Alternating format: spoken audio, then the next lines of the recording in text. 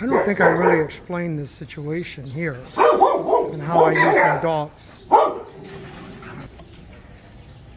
They let me know who's neurotic. It takes one to know one. So you see how she's being neurotic, running back and forth through the cage? Well, it's really telling me that the dog that's behind the cage is neurotic. The reactivity of the nervous system is high. When you hear me say that, that's what I'm talking about. And it takes one to know one. And so when we have these types of dogs, we have to know how to deal with them, but first, we have to know what we're dealing with. It's not enough just to say, oh, this dog is neurotic. What does a neurotic dog do?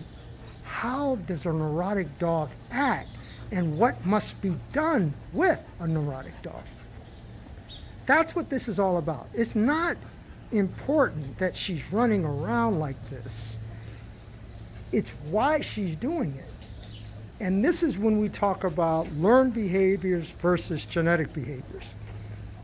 And then from there, we can begin to do whatever we need to do with our dogs. Okay? But first, we have to know who they are, what they are. This little girl, I mean, she's got my heart. She's a firecracker. But I know her. I have a personal relationship with every dog that's here, 5150. They are, hi baby. They are, one flew over the cuckoo's nest, you know? And sometimes I let certain dogs do certain things and I won't let other dogs do things. But that's because I know who they are and I'm reaching them. I know how to reach them. You see? They have that same energy.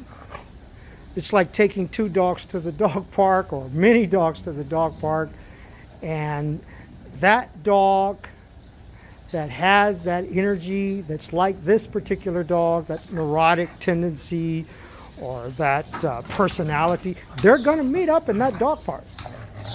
They're going to relate to it. And they're going to feed off of that energy.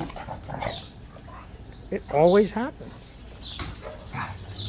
Now what's interesting is, now that I've let her out, who is more assertive? The one that's out.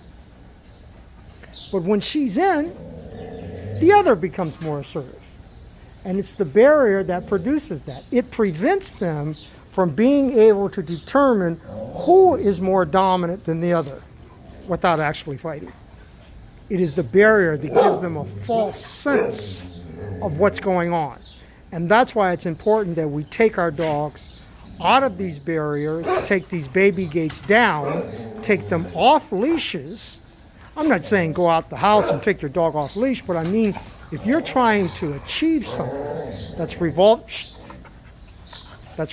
around aggression, and you're trying to balance a dog, you've got to take the collars off, the leashes off, the barriers down, and control your fear, because it's your fear that's preventing this thing from working, not the dogs. We'll continue.